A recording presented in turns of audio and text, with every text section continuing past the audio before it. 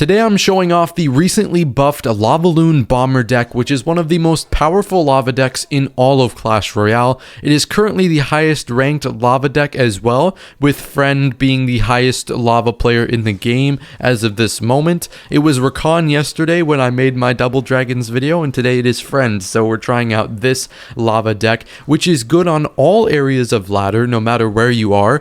It's good in classic challenges, grand challenges, trophy road, path of legends, everywhere, you name it. It is very good as far as Lava Hound goes. Although Lava is not the best deck in the meta right now, it is one of the most powerful. This is one of the most powerful lava decks you can use. So I'm pretty sure Fireball is being ran in most Goblin Giant decks, so we're going to split up the put. Oh my god, of course he has arrows. My reasoning there was I was under the assumption he had Fireball, so I was going to go with the balloon, not with my push, because I didn't want to give him the best Fireball value of the 21st century. Like I didn't want to do that, so I split up the push. Unfortunately, he had arrows. Now we know we're only down 800 damage, so it wasn't like it was the end of the world.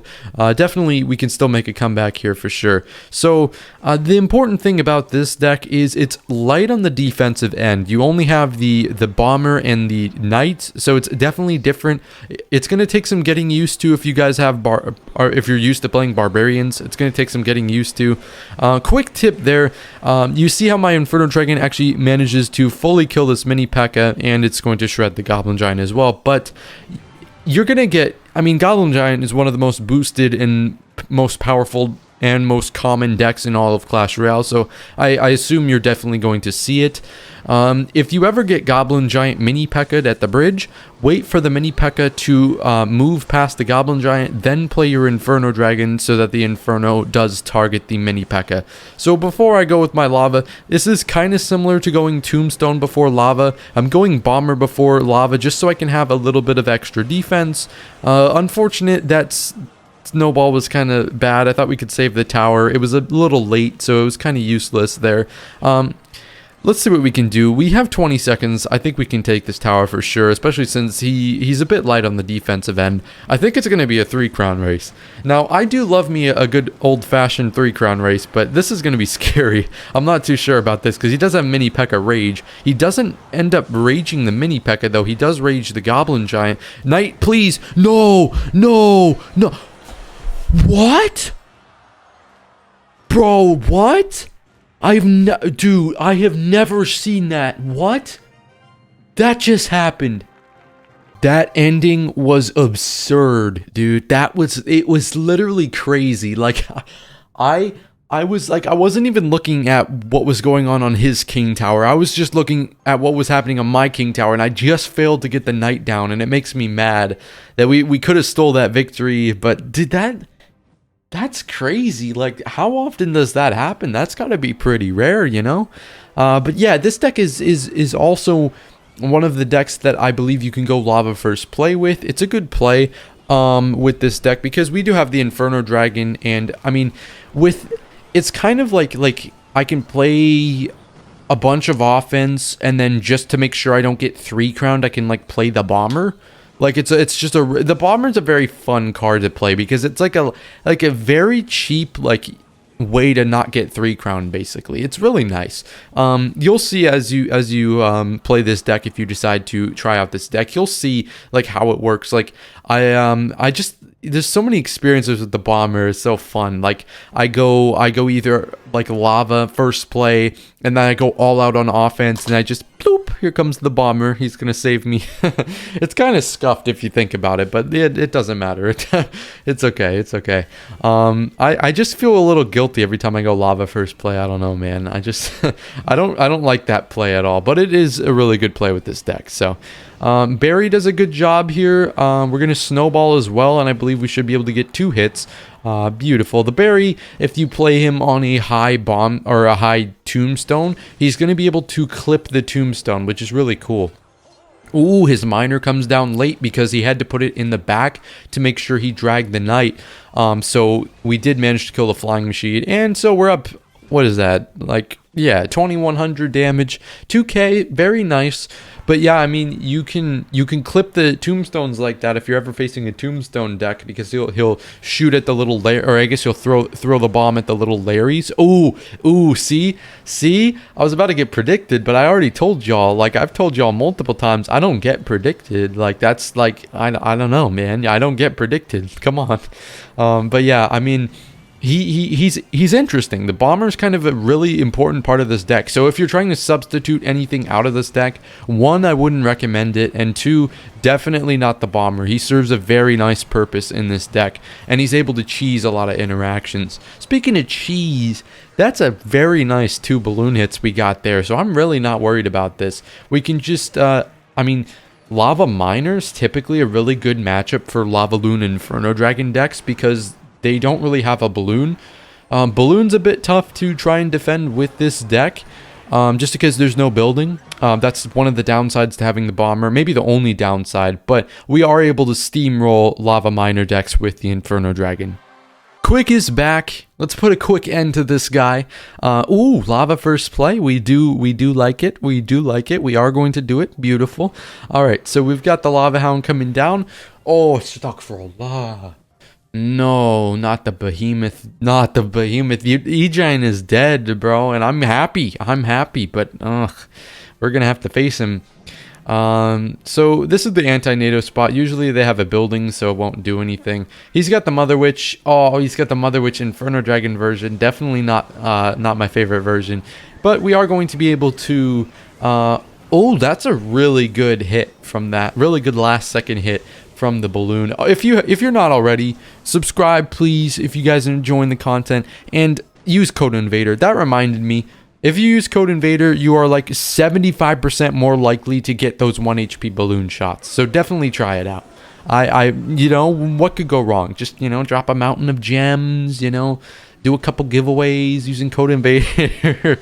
Alright, I'm just playing, but if you want to support me, even if you don't like spend money on the game, just a simple like and a comment, and subscribing if you haven't already, it really helps, guys. The YouTube's been going crazy recently, and also I've got a Discord server. I feel like we're gonna just spend this match self-promoting. We got a Discord server down in the description. We're live on Twitch, which is also down in the description, so feel free to check out any of those things if you do have them. All right, so we're gonna go Giant Snowball just to try and get this balloon to the tower. Very interesting. I wasn't expecting him to tornado. Now we're going to be able to take out. Oh, you bum. Now you want to go, bro. Inferno Dragon's targeting actually just makes me mauled sometimes. I hate it. But here's the good thing. He's making me work for that right tower, or the left tower, sorry, but he kind of wasted one of his opportunities to go E-Giant. If you really think about it, you only have like 3 opportunities to go, like, with your E-Giant or your Lava Push. You have like one at the beginning of the game, one at the beginning of or like a minute and 30 seconds in, and then in double. Like, if the game goes to overtime, that's different, but you only really have 3 big pushes with beatdown decks. This is going to be his last push if we can manage to defend the tower. And here's the thing, he's forced to tornado up there, so we can demolish his E-Giant with our Inferno Dragon. Since we don't have a building, that is going to be the only way to deal with these. Oh, Snowball is going to get this off. He fireballs late. The Snowball messed up his fireball timing. He's got to go Mother Witch. Oh, he goes E-Giant instead. We're going to go Balloon. And just to be careful, fireball this left tower in case he does anything crazy. And the Lava Pup ended it anyway. So that's pretty cool.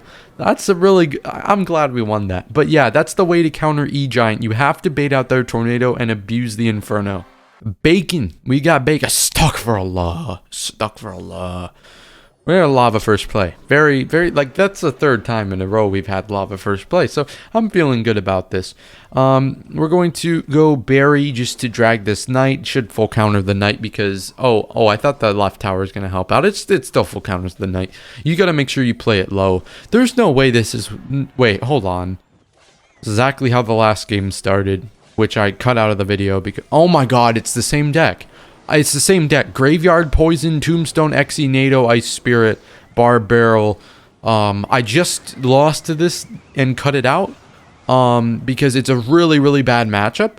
and I played really badly, and I just I just cut it because it's not helpful to anybody. But I mean, this is time for redemption, because I am like, the odds of me facing this same deck twice in a row, like they're just asking for trouble. Like, I'm not losing to the same deck twice in a row.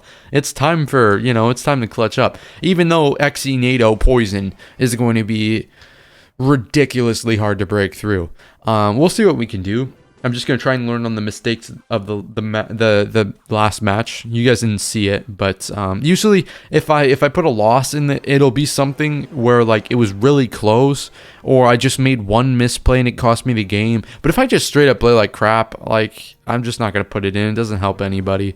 But yeah, we can use the berry up here. He's not quite gonna clip the tombstone because he did play a tombstone down low.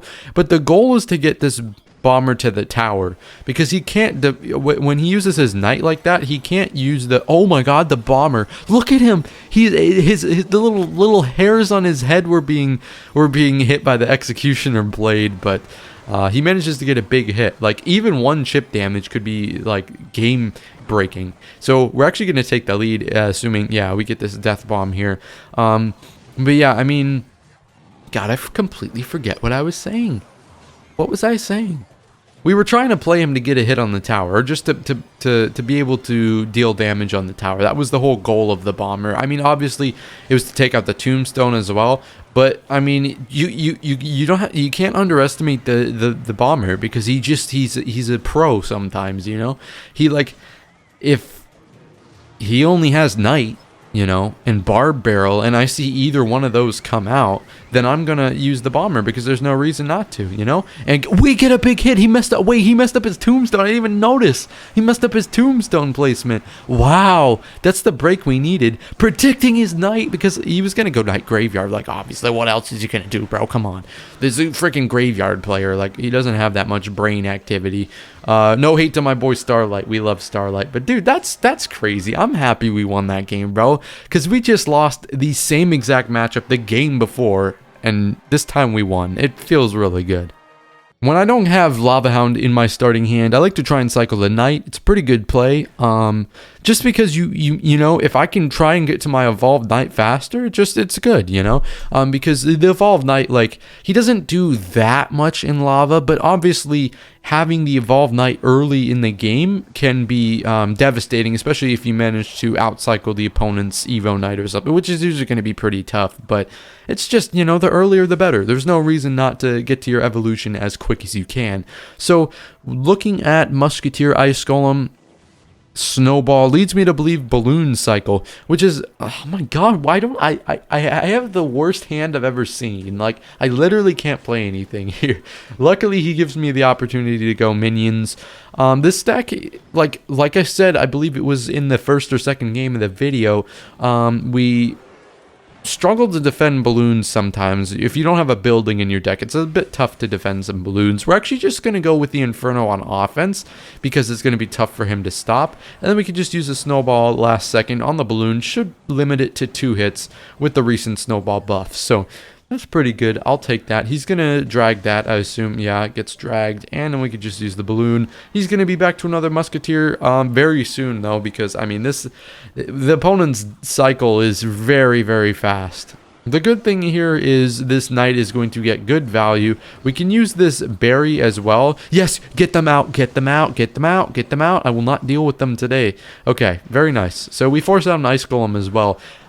Kind of something I'm worried about is Ice Golem Balloon. Like, if this guy's smart, he will go with Ice Golem Balloons. So we're going to try and force out Ice Golems if we can. I'm going to sack that Musketeer. But yeah, I mean, if you think about it, like, minions are my best counter to his balloon. But if he goes with the Ice Golem, because Snowball can't kill the minions, but Ice Golem Snowball can. Dude, this Snowball is just so good. Like, we don't have a balloon counter and stuff like that because we have no building, but the Snowball manages to make up for so many things, especially with the recent buff. Like, that, 3 seconds of slowdown is ridiculous. It's actually ridiculous. And we should be able to take this tower here. We're going to predict something. Yes, we hit the ice golem. Nice, nice, nice. We're just going to try and apply some offensive pressure and then basically just defend his last balloon, because he's going to go in with one more balloon. I just assume, okay, it is in the left lane. And a little too late for the ice golem that I was talking about earlier. Snowball, once again, is 3 seconds of slowdown. Is ridiculous, and it is such a nice card to play. Like, just... it's a nice refresher to be using this snowball and getting interactions like that. So, hope you enjoyed the video. Make sure to use code INVADER, like, subscribe, and comment, and make sure to have a great rest of your day. Love you guys.